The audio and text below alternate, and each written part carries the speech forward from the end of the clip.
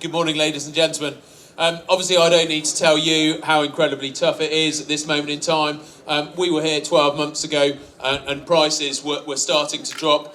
We've had well over 12 months of price drops, and every month when us as farmers are losing money, that compounds. And I know within the supply trade as well, there's huge problems with credit. Good for the gentleman to come forward. I'll tell you why.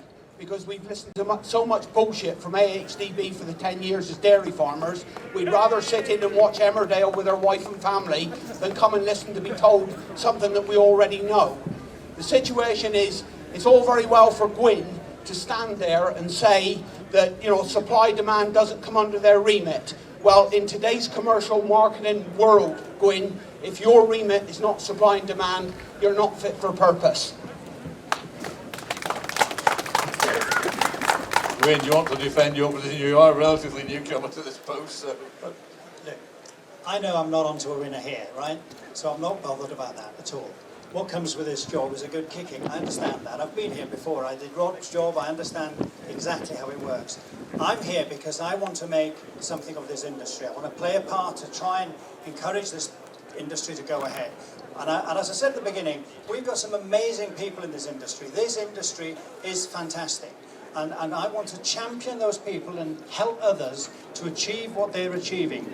You know, and starting to talk about supply and demand is all well and good. But in the end, we've got ambitious farmers who are pushing ahead, and I'm certainly not going to stand in their way. If they're competitive and they want to produce, it's the same in all commodities, isn't it? There are people who push ahead. What we should do is learn from them, understand how they do that, and emulate them and try and make sure that we can do the same ourselves, so it puts us in a better position. Because believe me, the Europeans are not going to hold back any more than New Zealanders and the Australians and the Americans are.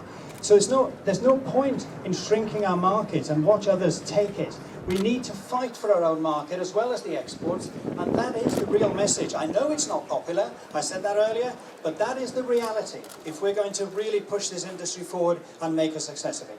I'm pretty annoyed. I'm not going to let Gwyn Jones get away with the issue that he's trying to state that the FFA are telling people in the whole of the country to cut back.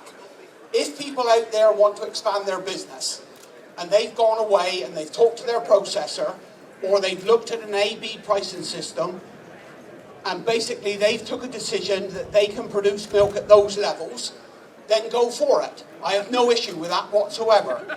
But there is no industry, Gwyn, in this world that is profitable today, which is at the top of the FTSE, that looks upon the product they produce as you just keep producing it and hope that things come right. What they do is they basically produce to what the market demands. And that's what the dairy industry has got to recognise and do. Your panacea about Denmark, the Dutch, Ireland, you know as well as I do, we've both been there. They've put massive amounts of money into their processing. They're geared up for the world markets, where all our processing industry has ever done is put a letter in an envelope and told these people, you take less money. Now let's get some bloody reality into this. I do not produce a sodden commodity. I produce a quality product. And I've worked for the last 35 years to do it. And I'm not having you dragging my industry down to being a commodity producer. We're producers of a marvellous product. We can stand on our own in the world, and by bugger we're going to. And you need to wake up to that. I think that's 1-0. Look, I've just been standing here talking up this industry. I'm the last one to talk down this industry. That's the first point. I haven't criticised FFA. In fact, I congratulated David and Rob on the work they've been doing. So let's just get it straight, shall we? Now then, it is between a farmer and his processor, correctly, as David says, what they do. It's not for me, it's not for HDB. I don't believe it's for anyone to tell them what they should be doing. Farmers will make those decisions depending on their contract with their processor as to what they do. Not a knockout blow. Gwyn admitted earlier, I've worked with Gwyn for many years. He knows that when you take a job on like he's took on, that he's going to get knocked. But I am one who stood up and said that when Peter Kendall took on AHDB and brought the team in he did, of which Gwyn is one included, that they've got 6 or 8 months to turn around the way AHDB has behaved in the past. And Gwyn says he doesn't tell farmers what to do. Well, Gwyn, stop telling me that if I take a hay turner in a field and tip wet grass over, it dries out quicker. Well, it's very simple to take and very easy to take pot shots, David. You've been doing it a long time. I'm good at it. And it's not a problem. You are very good at it, the best probably. I spoke to my New Zealand counterparts the other day who run the equivalent to the HDB in New Zealand.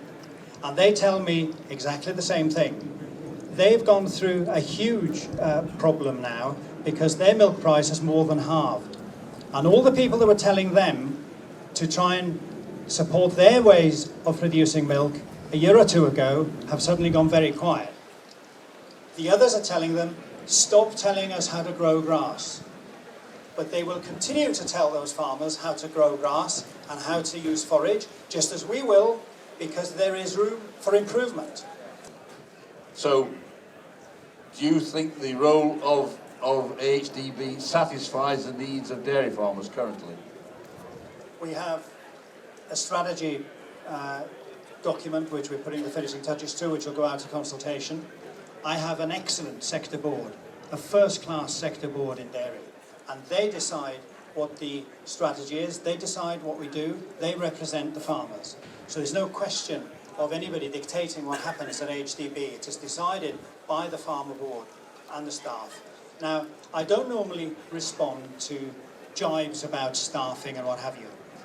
But I will respond actually now that it's been raised a second time by you, because Ian Potter's article this week really does go below the belt. You know, to take jibes, to make pot shots at people who can't defend themselves is really unacceptable. And I will tell him when I see him. I hear what Gwyn says, but I think you've took a few jibes at what Ian said in Dairy Farmer, because what Ian's doing is basically coming out with frustration. Every one of us that so-called represents this industry, before your time and during your time, have asked for questions to be answered. And we keep getting fobbed off. And what happens then is people get frustrated and people put things in papers or magazines or on microphones like this. And sometimes if we'd sat down and we'd all talked about it, that may not be a necessity. So if you go away with anything, Gwyn, maybe it ought to be a bit more communication and a bit more talking, and then Mr. Potter wouldn't be able to write what he writes. We'll just wrap up shortly in a moment, but before we do, I'd just like to ask each of the members of the panel just how quickly they think the milk prices will come back to something sustainable. And secondly, we've talked about cooperation, and we had a bit of knockabout stuff this morning, and the promise to work close together. And I think David and the NFU have shown a way forward this last few months in working closer together than has been the case in the past. I'd like you to also address the question whether in 2 years' time, whether you will work close enough so we're not back in this situation. Anybody want to kick off? Rob? I'll have a go. 17th of June next year, it'll be a lot better. And we will continue to work closely together.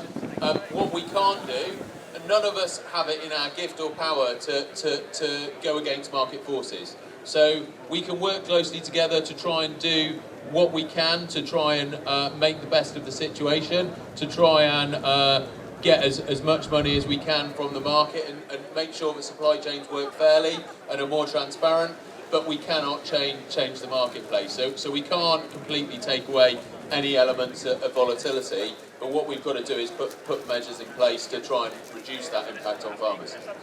Wayne, do you want to add anything? Well, just that, look, I'm not going to pretend that I've got a crystal ball. I understand from others that know a lot more than I do about these things that we might be now at the bottom of the market. Therefore, there's only one way from here, and that's up. But I wouldn't like to say how fast that's going to be or when it's going to be. No one really knows. So it would be very wrong to try and judge that. But certainly we'll work together. There's no question about that. We're doing it now and we'll continue. David?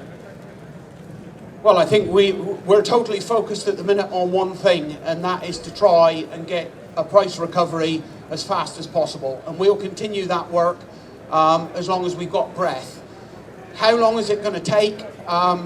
again, like Gwyn, I would not like to stand back and say, but what I will say is that don't think you're going to get back to 34 pence again for a very, very long time, if ever we do, and if the damage that it did last time is anything to go by, maybe we don't need to get there.